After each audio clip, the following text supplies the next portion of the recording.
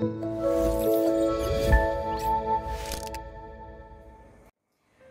Ibu Saudara yang terkasih di dalam Tuhan kita Yesus Kristus, Shalom. Selamat pagi, salam sejahtera bagi kita semua. Sungguh sangat bersuka cita kita bisa dipertemukan kembali pada pagi hari ini, hari Kamis tanggal 11 Mei 2023. Sebelum kita akan membaca dan merenungkan firman Tuhan, mari kita datang kepada Tuhan di dalam doa. Mari kita berdoa. Terima kasih ya Bapa untuk pagi yang indah ini Tuhan, di mana Engkau memberikan kembali kepada kami hari yang indah, yang penuh dengan harapan. Engkau memberikan kami waktu saat malam hari untuk beristirahat, dan pada pagi hari ini Tuhan kami bangun dalam keadaan sehat. Kami bersyukur Tuhan, karena Engkau bersungguh baik di dalam hidup kami. Bapa, kami akan memulai segenap aktivitas dan tanggung jawab kami untuk sepanjang hari ini Tuhan. Namun sebelumnya kami rindu untuk mendasarinya dengan firman Tuhan. Biarlah Tuhan Engkau berfirman kepada kami pada pagi hari ini dan mengirimkan Roh Kudus-Mu supaya kami bisa memahami dan mengerti apa yang menjadi kehendak-kehendak Tuhan untuk kami lakukan di dalam kehidupan kami. Hamba-Mu yang terbatas ini Tuhan di dalam menyampaikannya, biarlah Tuhan yang mengurapi, memampukan dan menolong, sehingga apa yang tersampaikan Tuhan seturut dengan kehendak Tuhan. Ini doa kami Tuhan, di dalam nama Tuhan kami Yesus Kristus kami berdoa. Amin. Firman Tuhan tersedia bagi kita pada pagi hari ini terambil dari dua ayat, yaitu yang pertama dari Yesaya 65 ayat yang ke-8 dan yang kedua dari Yohanes 3 ayat yang ke-17. Yesaya 65 ayat yang ke-8, seperti kata orang, jika pada tandan buah anggur masih terdapat airnya, janganlah musnahkan itu, sebab di dalamnya masih ada berkat. Demikianlah aku akan bertindak oleh karena hamba-hambaku, yakni aku tidak akan memusnahkan sekalian. Yohanes 3 ayat yang ke-17, Allah mengutus anaknya ke dalam dunia bukan untuk menghakimi dunia, melainkan untuk menyelamatkannya oleh Dia. Tema renungan kita pada pagi hari ini adalah mengenal kasih Allah. Bapak Ibu Saudara yang terkasih di dalam Tuhan, di dalam nas ini Tuhan berkata bahwa Dia berkenan memberi petunjuk kepada orang yang tidak menanyakan, dan Dia berkenan ditemukan oleh orang-orang yang tidak mencarinya. Kemudian kepada orang-orang yang tidak memanggilnya. Dan Dia mengulurkan tangannya kepada orang yang mengikuti rancangan sendiri. Sehingga dari sini kita dapat memahami bagaimana sesungguhnya kasih Tuhan yang besar kepada manusia. Dia menyodorkan dirinya untuk kebaikan kita. Sekalipun kita tidak meminta kehadirannya, tetapi Tuhan sedia setiap saat untuk kita. Bahkan jauh lebih besar kasih-Nya yang tidak hanya menyodorkan diri, tetapi juga Ia memberikan nyawanya di kayu salib untuk keselamatan kita. Yang hendak dikatakan bahwa kasih Tuhan kepada kita adalah kekal sampai selamanya. Tetapi justru manusia itu sendiri yang tidak memahami kasih Tuhan dalam hidupnya. Terkadang kita yang justru meragukan kuasa dan keberadaannya di dalam kehidupan kita.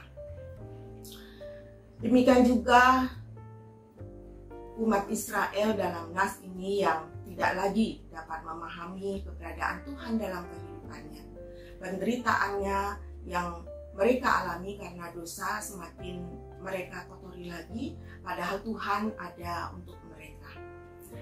Seharusnya penderitaan itu dapat berlalu dengan pertobatan, tetapi justru penderitaan itu yang mereka alami justru disikapi dengan perbuatan-perbuatan yang mengecewakan Tuhan. Mereka justru menyembah berhala dan mempersembahkan korban kepada dewa-dewa. Bapak Ibu, saudara yang dikasihi Tuhan, di sini kita dapat melihat bahwa bukan Tuhan yang tidak mau untuk menyelamatkan, tetapi umatnya lah yang tidak meminta, mencari dan bahkan memanggil Tuhan. Bahkan justru malah semakin menjauh dari Tuhan. Jika kita memahami kondisi ini dalam kehidupan kita saat ini, tidak jarang kita mendengar atau mengetahui betapa sesatnya kita jika masih ada yang mempercayakan hidupnya pada kuasa-kuasa kegelapan, sementara Tuhan yang menjadikan kita dan yang memberi kehidupan kita abaikan. Tuhan siap untuk mendengar segala keluhan kita. Tuhan siap untuk memberi apa yang kita butuhkan, dan Tuhan juga siap untuk memberi petunjuk hidup kepada kita semua. Namun mengapa kita masih harus mencari-cari ke tempat yang tidak dapat berbuat untuk kita? Justru sikap yang bersekutu dengan kuasa iblis akan membawa kita kepada maut. Pada Tuhan ada keselamatan bagi orang yang mencarinya, dan hukuman juga telah tersedia bagi yang tidak membutuhkan Tuhan lagi di dalam kehidupannya. Inilah kasih Tuhan yang besar bagi kita, bahwa Ia berkenan untuk mencari, memanggil dan mengampuni kesalahan kita. Jika kita tidak merespon kasih Tuhan yang besar itu, maka sudah dipastikan bahwa jalan yang kita tempuh itu adalah menuju maut. Sebab jalan keselamatan hanya ada pada Tuhan. Sebagai umat percaya, kita meyakini bahwa Allah sungguh mengasihi dunia dan segala isinya. Hal yang terutama nyata dari kasih Allah adalah diberikannya Yesus sebagai juru selamat dunia.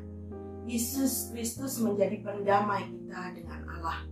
Melalui karya Yesus Kristuslah hubungan antara Allah dan manusia dapat terjalin kembali. Kasih Allah kekal selamanya dan tidak ada akhirnya. Memang seringkali manusia melakukan dosa. Allah membenci dosa, tetapi Allah tidak pernah membenci manusia. Artinya, manusia itu tetap akan dikasihi oleh Allah. Hal ini tidak menjadi pembenaran juga bagi kita untuk berbuat dosa lagi, dan tidak ada tempat bagi dosa di dalam kasih Allah. Sebagai umat Tuhan hari ini, bagaimana sikap kita di dalam menanggapi Tuhan? Seberapa kita mengasihi pribadi yang demikian mengasihi kita?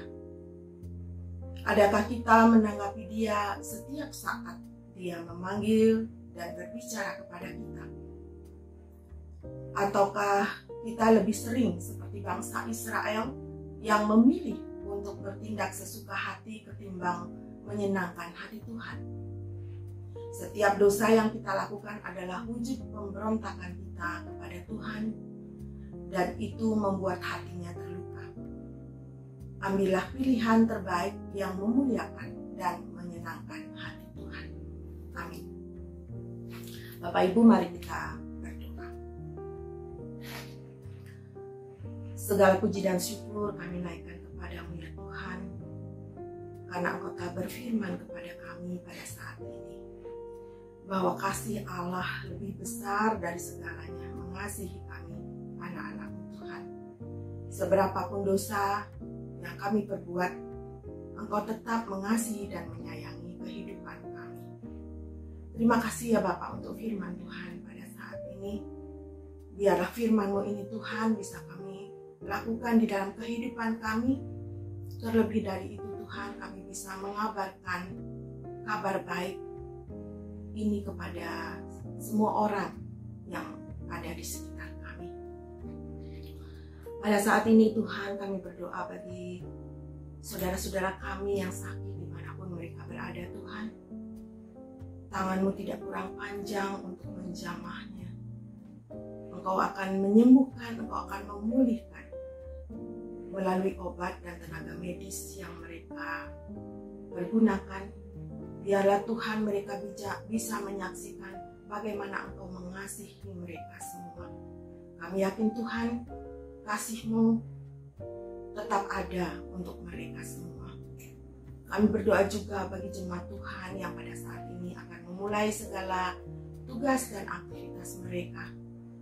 Biarlah Tuhan yang memberkati, biarlah Tuhan yang memimpin segala gunung juang mereka, Tuhan, dimanapun mereka akan bertugas sesuai dengan yang Engkau tugaskan, sesuai dengan ladang yang Engkau berikan kepadanya.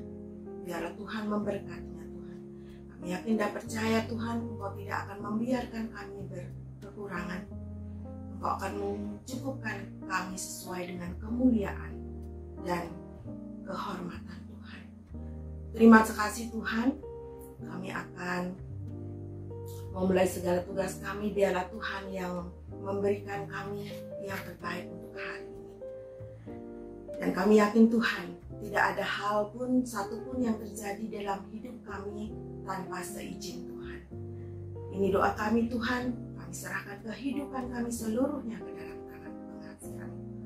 Atas segalanya Tuhan kami mohon ampun atas segenap dosa dan kesalahan yang telah kami perbuat yang melukai hati Tuhan. Hanya Tuhan yang menyucikan, menguduskannya. Di dalam nama Tuhan kami Yesus Kristus kami berdoa. Amin. Bapak Ibu Saudara yang dikasihi Tuhan, selamat berkarya untuk hari ini. Tuhan mengasihi dan mengampuni kita semua. Shalom.